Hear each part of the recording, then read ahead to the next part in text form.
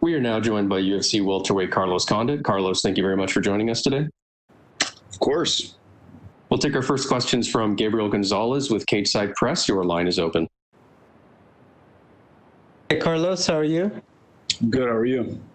I'm doing good, thank you. Feels like people have been talking about this fight forever. How does it feel to finally be days away from getting in there with Matt Brown? Feels good. This is the third full training camp I've put in to prepare for this guy, and we finally get to get in there and get it done. I wanted to ask about that. You prepared for him, obviously, 2013 again. There's always new dudes. There's always more talent coming up, and I love to challenge myself. So there's a few guys that I'd like to fight this year. I wanted to ask you about something. I know you just spoke with the in-person media there on the island, that this is the last fight on your UFC contract. I am wondering, win or lose, if they were to say, thank you, Carlos, for everything, would you still be interested fighting anywhere else? Yeah, I think so. I think I'd consider it. I mean, I love what I do, and if I could still get out there and get paid to fight people, I think I'd entertain the idea of fighting for another organization. Final question. A lot of people are excited about this matchup. The fans who are going to be there in person are excited. How does this play out in your mind? It's cliche, but don't blink. I feel like I'm going to get this thing done. Hey, thank you, Carlos. Good luck. Thank you. We'll go next to Alistair Bishop with MMA Republic. Your line is open. Carlos, how are you, sir? I'm good. How are you? Fantastic. Sorry, I just wanted to touch on you talking about opponents, and I'm just wondering at this point in your career, what are the kind of fights that you're looking to be involved in? Part of me wants to test myself against any other guy in the division. Part of me wants, probably a bigger part of me wants bigger money fights that there's a lot of hype around. So, I'd like a rematch maybe against Nick Diaz if he comes back, something like that. And would it be fair enough to say that the title aspirations are kind of on the back burner, and it's more about adding to a complete legacy? I'm just enjoying the ride, man. And I'm continuing to improve as a martial artist. As far as the title, first things first, I gotta stop Matt Brown this weekend, and then we'll see.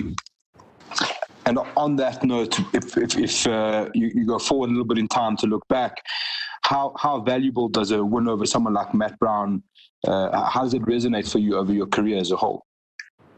I think it depends on how I get it done. That's what's important. I intend to go out there and do it in violent fashion. Stop Matt Brown. And I think that'll be a feather in my hat for sure. There was talk, we just spoke about the last fight on your contract. Hypothetically, if you could script your final fight in the UFC, what would that look like? I don't know. Nice, bloody, violent finish, and then I guess I leave my gloves in the octagon. I don't know. I haven't thought about a script for it. Possibly the most important question of the day. I saw on your Instagram you've released a pair of jeans as a coalition. How closely related are they to the likes of Chuck Norris's jeans? Mine are better. You can throw better kicks, more powerful. Mine have a little bit of stretch, which adds to the elasticity of any kind of a kick that you want to throw. So yeah, you can tell Chuck Norris I said so too. Fantastic. And the last question, being from South Africa, a very young MMA nation, we always look up to guys like yourself. What advice would you have for young MMA prospects on the rise? get a well-rounded skill set, take care of yourself. Longevity is, I think, dictated by how you live your life outside the cage. Don't spar too hard. Don't get hit in the head too much. It's all good advice. Fantastic. Thank you so much, sir, and best of luck. Thanks. We'll go next to Damon Martin with MMAfighting.com. Your line is open. Hey, Carlos, you've had a lot of opponents, over the years, and you've had fights come and go. Some fights get scheduled, they don't happen. Obviously, we know you and Matt Brown are both savages, but what is it about this matchup? Do you feel like people have been so excited about it because you get booked twice, and a lot of times it just falls apart. We never see it again. But it seems like everyone wanted to revisit this fight. Mm-hmm. Well, we're both aggressive fighters, both very skilled strikers. Everybody wants to see a striking battle. I think that's the thing. I mean, we're well-rounded guys. We're MMA or we're mixed martial artists, but people always want to see a striking battle between a couple of guys who like to get after it. Absolutely. Your last fight, obviously a big win for you. Court McGee showed a ton of toughness. I think a lot of people would have gone away in that fight. We saw what his nose looked like afterwards, and he talked about that. When you look at Matt Brown, do you see that same kind of toughness in him? He's kind of that guy, that gritty veteran. Obviously, always gunning for the knockout. Do you kind of put him in that same kind of category as a tough opponent you'll have to work to put away? Yeah, I think Court has a stronger chin. I don't think that has anything to do with toughness. Matt's sure tough as hell, as tough as anybody. I think Court is not as aggressive, but more technical. Matt is way more aggressive, but I think less technical. So, there's some similarities, but some differences as well. You've had opponents that you've had to go hunting for, and I know that can be frustrating as a fighter when you're striking and a guy doesn't seem to want to engage or whatever. When you look at a Matt Brown, I don't think you're going to have that problem. He's kind of a hard charging, set for kind of guy. But do you feel like that actually gives you more opportunities? You think I think of a fight like Dan Hardy, a guy who was willing to exchange with you. We saw what happened. Do you see Matt Brown in that same kind of mold? Yeah, I do. I know where he'll be. He'll be right in front of me the whole fight. Yeah, I think I'm going to have plenty of opportunity to capitalize. I don't want to hammer too much on the contract stuff, but I am curious, since this is the final fight in your current deal, was that a conscious decision? Did you want to get to this point to where, I'm not saying you want to test free agency, but you want to, re-up, maybe figure out where your future lies? Because obviously you're at a point in your career where I imagine money, bigger contract, those things have to matter, right? Yeah, of course. Yeah, well, I mean, my performance over the last couple of years has not been stellar. It's not been the best period of my career as far as wins and losses. So what's really important is putting on a good show on Saturday night, and then I think I'll be in a good position to kind of figure out exactly what I want to do. And last one, following up on that, we've seen other fighters go into this situation. It does raise the intensity, raises the expectations. They kind of gamble on themselves. And we have seen it pay off. Jake Shields did it years ago. We saw Anthony Pettis just doing his last fight. He kind of gambled on himself. Obviously, got a big win and obviously inked a new contract with a different promotion, but obviously built on that. Do you kind of enjoy that pressure, saying, hey, that what comes next will kind of be determined by this performance? Yeah. I think that's how it is anyway. That's how the fight game is. And all of this is a gamble. We get to ante up against another guy and put everything on the line, and, winner takes all. And that's the beauty of it. But that's the thrill of all this shit. Even more so when you're up for a new contract. Thanks, Carlos. We'll go next to Omar Mert with S-Sport. Your line is open. Hello, Carlos. Hello. Carlos, MMA is changing every day, and you will be fighting an old-fashioned guy just like you. How does that make you feel?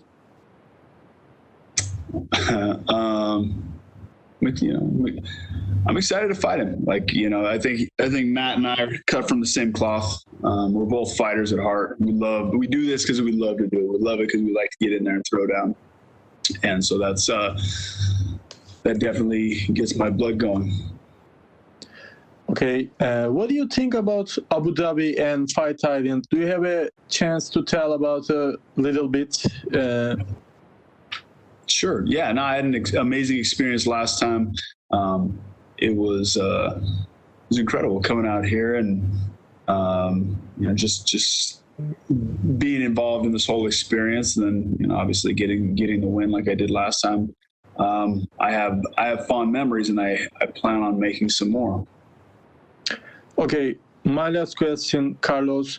As an MMA fighter or a fan, what do you think about Conor versus Dustin fight? Do you have any prediction on that fight? Mm-hmm. And I'm excited. Like I'm a fan of both those guys, and I think it'll be a different fight. I think Dustin has come a long way. I mean, he was a great fighter back then, but he's matured quite a bit, and I think that he'll at least give Conor a run for his money, if not come out with the win. Okay, thank you, Carlos. Good luck on Saturday. Thank you. We'll go next to Jordan Wahlberger with The Horn. Your line is open. Hey, Carlos. Good to talk to you again. Hey. Hey, you came back after 20 months off, and looking back now that you have that win over Court McGee, what did you learn or gain from that time away? Patience.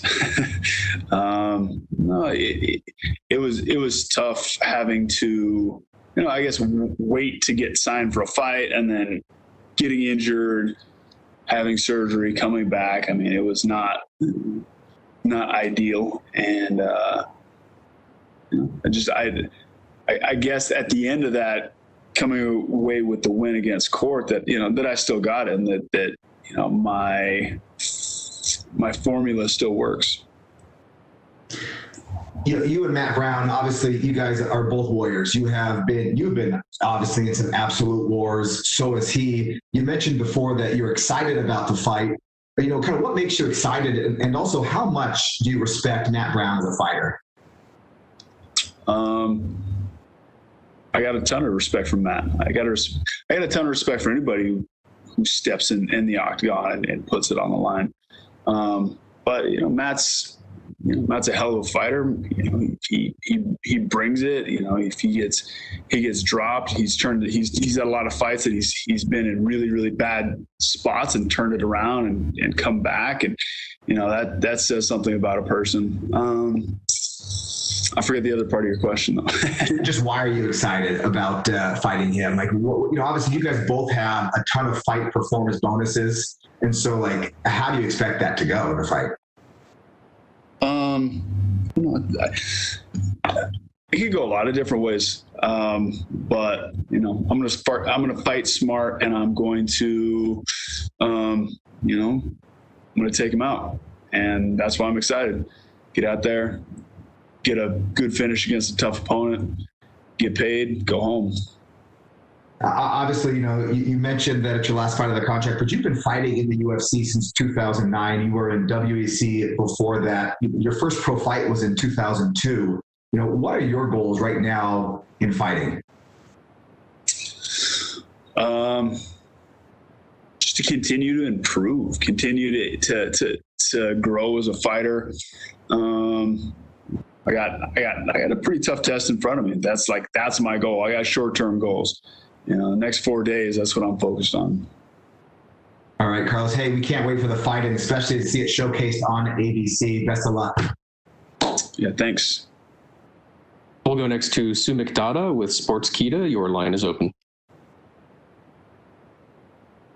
Hey, Carlos. Welcome back, and I hope you're doing well. Thanks. So 2020, as we know, was a pretty unusual year for all of us, but you made your return after a 2-year gap and finally got back on that win column as well. How would you describe this past 1 year has been for you? it's been interesting. You know, man, I don't even know how to describe it. It's you know, I've had a lot of time to chill and train and hang with my kids. You know, some good stuff, some bad stuff. So you previously mentioned that you're interested in money fights moving forward in your career. Do you have any particular name or an opponent who you consider as a money fight? You know, I keep going back to the, you know, fight with Nick Diaz. You know, there's a lot of hype behind Nick, even though, I mean, he hasn't fought in a long time. But that could be, but I don't know. Yeah, I mean, that's off the top of my head. That's the one that I could think of. That's not a title fight. So would you be interested in fighting him if he comes back this year? Yeah, for sure. I said that before my last fight. Still interested in that fight, so we'll see. I mean, I don't know. I imagine he would want that fight. That was I guess somewhat of a controversial decision, even though it was a unanimous decision, and I feel like I won the fight. But you know, a lot of people don't think so. So speaking of opponents, you'll be facing Matt Brown this weekend. Now, after your last win, you kind of put him on notice by saying that he needs to be bubble wrapped just so he could make it to the fight. Given that this fight has been booked for the third time now, is there any sort of bad blood between you, or is it just usual business for you? There's no like bad blood on like a personal level, but professionally, yeah, it's been annoying to train for this dude and then have him pull out. And the first time around, I didn't even get a replacement fight. So I'm glad he's here. I'm glad he's healthy. I'm glad we get to actually fight. So last question from me. With a victory this weekend, you'll be on a 2-fight win streak. Now, I mentioned that this will be your last fight on your current contract, but if you do stay around in the UFC after this, where do you envision yourself in this stacked welterweight division? Just, I don't know, man. I don't know. I'm wherever I am. You know, they'll call me up and tell me who they want me to fight, and you know, get it done. I look forward to your fight this weekend, and good luck to you, sir. Thanks. We'll go next to Jordan Ellis with Low Kick MMA. Your line is open. Carlos, I just want to touch on the Nick Diaz rematch potentially. Since you last mentioned it at your last fight, and now, and obviously you mentioned it again, have you spoke to the UFC or had any word that that's something they're interested in doing? No, I think that depends quite a bit on Nick and if he's actually coming back. So, no, the fight that the UFC wanted was this fight against Matt Brown. I was even lobbying to fight Mike Perry when his opponent dropped out. I forget who dropped out, but anyway, I wanted that fight, and that didn't happen because they wanted this one. So. Okay, and just before you said you mentioned about enjoying the ride, and how much more enjoyable is it coming into this fight off the back of a win? You know, it's been a while since you'd had your last one. It does it feel like the pressure's off now, or? I just, you know, I keep using the word momentum, but I definitely have built some momentum, and not just, you know, I guess that's kind of like an intangible thing, but you know, I got right back into training camp. I felt great. I was in good shape. I'm building on the different things that I was working on before. And I'm excited. I'm ready to go. And just reflecting on your last fight, you said that you felt like you've still got it. You've still got it against Court McGee. You felt that. In terms of levels, do you feel like you're 100% still? Yeah, I do. I'm a better fighter in some ways than I was in the past. I've developed in different ways. I have a deeper skill set. I've worked quite a bit on some of the holes that were in my game in the past, and I'm excited to get in there and show that, prove that. Okay, well, can't wait to watch. Thanks for answering my questions. Yeah, sure. All right. Thank you very much, Carlos. You're all set. Thanks, guys.